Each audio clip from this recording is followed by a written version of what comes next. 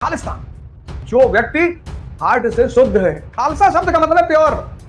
Pure कोई भी हो सकता है, हिंदू हो सकता है, मुसलमान हो सकता है, कोई भी हो सकता है। इसको उल्टा लिया कहते हैं खालिस्तान मतलब जहां सिर्फ सरदार रहते हो। ऐसे थोड़ी होता है। जो बोले सो निहाल, सत श्री अकाल, 1.25 लाख से एक लड़ावा।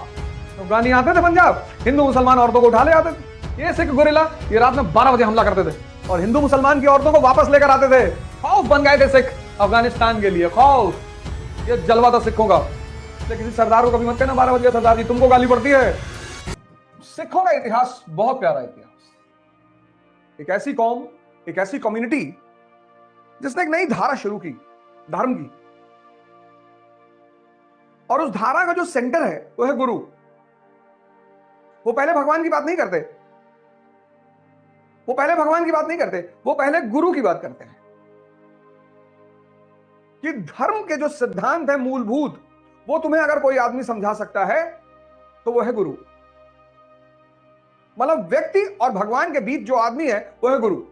प्रीस्ट नहीं, पुरोहित नहीं, क्योंकि प्रीस्टों ने, वो किसी भी धर्म के हो, वो किसी भी धर्म के हो, किसी भी धर्म के, प्रीस्टों ने ही सारी समस्या को जन्म दिया। पैगंबर, अवतार, ये धर्म के सिद्धांत नीचे लाए। और वो सिद्धांत जब पुरोहितों के, प्रीस्टों के हाथ में पड़े, बिगड़ गए। तो सिख धर्म की जो सबसे बड़ी ताकत है वो यही है कि गुरु बिना मुक्ति ना हुई। अब ये शुरू क्यों हुआ? Why it started? Necessity is the mother of invention. आवश्यकता आविष्कार की जननी है। जब भी किसी चीज की जरूरत पड़ेगी वो खुद ब खुद पैदा हो जाएगा। तो ऐसा सिख धर्म की क्या जरूरत पड़ गई?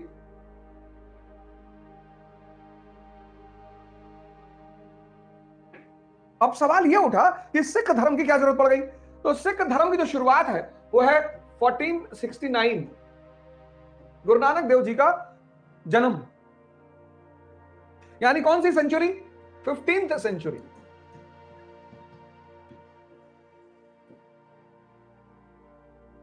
सिख धर्म की जो शुरुआत है वो 15th सेंचुरी।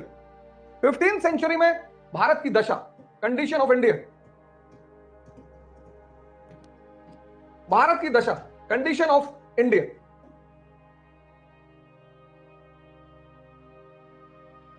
क्या है कंडीशन? सेंट्रल अथॉरिटी खत्म हो चुकी है। सेंट्रल अथॉरिटी, केंद्रीय सत्ता का अंत। के सेंट्रल अथॉरिटी वॉज ओवर। केंद्रीय सत्ता का अंत। केंद्रीय सत्ता, कौन केंद्रीय सत्ता? दिल्ली सल्तनत। दिल्ली सल्तनत, केंद्रीय सत्ता का अंत। अब इस केंद्रीय सत्ता के अंत होने का क्या परिणाम था? तो अब ये सब चीज कनेक्ट करते हुए जाइए, सीखिए, बैठिए, सुनिए। अब ये देखो सिखों के बारे में 1469 यानी 15th सेंचुरी, केंद्रीय सत्ता भारत में खत्म हो चुकी है। दिल्ली सल्तनत का अंत हो चुका है। अब दिल्ली सल्तनत का जब अंत हो चुका है तो पंजाब सबसे ज्यादा खतरे में। पंजाब सबसे ज्यादा खतरे में, सबसे ज्यादा खतरे में। पंजाब सबसे ज्यादा खतरे में। क्यों? क्वेश्चन मार्क लगा लो, क्वेश्चन मार्क लगा लो। पंजाब सबसे ज्यादा खतरे में क्यों? क्योंकि भारत में आने के 2 दरवाजे हैं, 2 doors to enter in India. 2 doors to enter in India. Bharat में अंदर आने के 2 दरवाजे हैं। पहला दरवाजा बोलन पास, और दूसरा दरवाजा खैबर पास। एक बोलन दर्रा, एक खैबर दर्रा, ये 2 दरवाजे हैं भारत के अंदर आने के। ये जो दरवाजा है ये बड़ा खतरनाक दरवाजा है। रन ऑफ कच्छ में खुलता है। ये दलदली इलाका है, खतरनाक इलाका है। इस दरवाजे से एक आदमी ने एंटर करने की कोशिश की और बहुत बुरा मारा गया। कौन? मोहम्मद गौरी। इस दरवाजे से एक आदमी ने घुसने की कोशिश की थी, बहुत बुरा मारा गया। मोहम्मद गौरी, भीमा सेकेंड, चालुक्य नरेश, बहुत पीटा मोहम्मद गौरी को। यह दरवाजा ये पंजाब में खुलता है और मध्य एशिया से भारत आने का सबसे सुरक्षित रास्ता है। इसलिए जितने भी इन्वेडर्स इंडिया आए वो इसी रास्ते से आए। वो चाहे शक हो, चाहे कुषाण हो, चाहे हूण हो, सब इसी रास्ते से आए। तो भारत में घुसने के दो दरवाजे, एक बोलन और एक खैबर, और खैबर जो दरवाजा है वो पंजाब में खुलता है। अब आप कंडीशन देखो पंजाब की, दिल्ली की सत्ता का अंत, दिल्ली की सत्ता का अंत, दिल्ली की सत्ता का अंत और खैबर बना खतरा।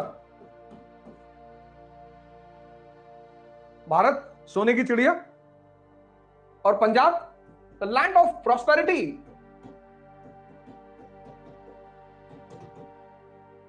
समृद्धि का क्षेत्र। Punjab land of prosperity. अब सिचुएशन देखो, खैबर से खतरा। अब देखो इसको, सोचो, जागो, उठो।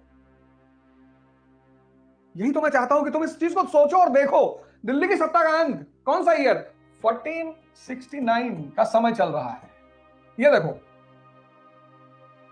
यही चीज तो छोड़ दी तुमने। अब ये पूरी पिक्चर सामने रखो कि 1469 का समय है, दिल्ली की सल्तनत का अंत हो चुका है, दिल्ली सल्तनत खत्म हो चुकी है, खैबर से खतरा है, मध्य एशियाई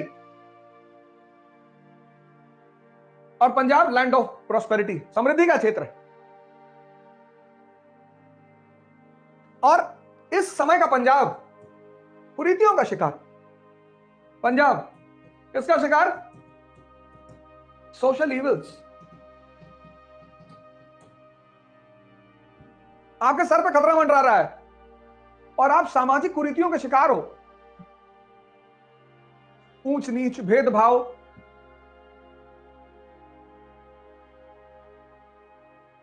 आप बटे हुए हो। कोई भी आकर आपको लूट के लेके चला जाएगा, कोई भी आपके घर में 50 करोड़ रुपया रखा हुआ है, आपका पूरा घर आपस में लड़ रहा है, पिताजी है ही नहीं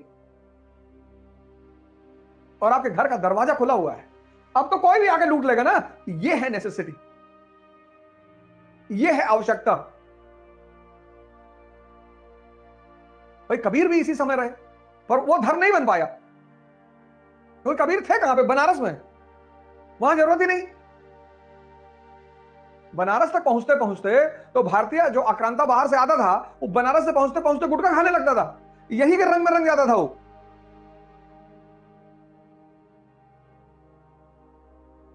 और बंगाल पहुंचा तो उसने कहा अमार सुनार बंगला, गरम गरम ढीम। यह है आवश्यकता, यह है नेसेसिटी। और इस नेसेसिटी में गुरु नानक देव जी ने इस कहानी की नींव रखी। उनका धर्म में कोई इंटरेस्ट नहीं था, इस कहानी की नींव रखी जब उन्होंने एकेश्वरवाद का सिद्धांत दिया। मोनोथिज्म, एक ओंकार सतनाम। मोनोथिज्म का मतलब एकेश्वरवाद।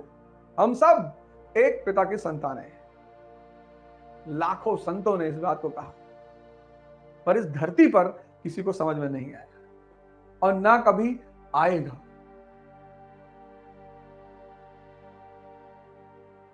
ना कभी आएगा। अब इलाहाबाद में एक आदमी की हत्या हुई, अब वो जात से दलित है, अब कोई आवाज नहीं उठा रहा है, अब कोई आवाज ही नहीं उठा रहा है, क्योंकि उससे राजनीतिक फायदा नहीं है।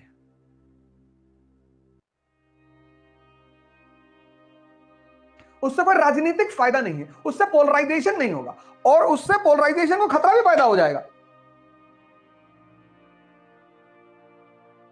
ये कयामत तक चलेगा, क्योंकि 2% एरिस्टोक्रेसी है, 98% प्रजा है। इस 98% को उलझाए रखने का सबसे प्यारा तरीका है डिवाइड एंड रूल। किसी भी स्तर पे, किसी, क्योंकि लोग जब परेशान होंगे तब भी वो आपको याद करेंगे।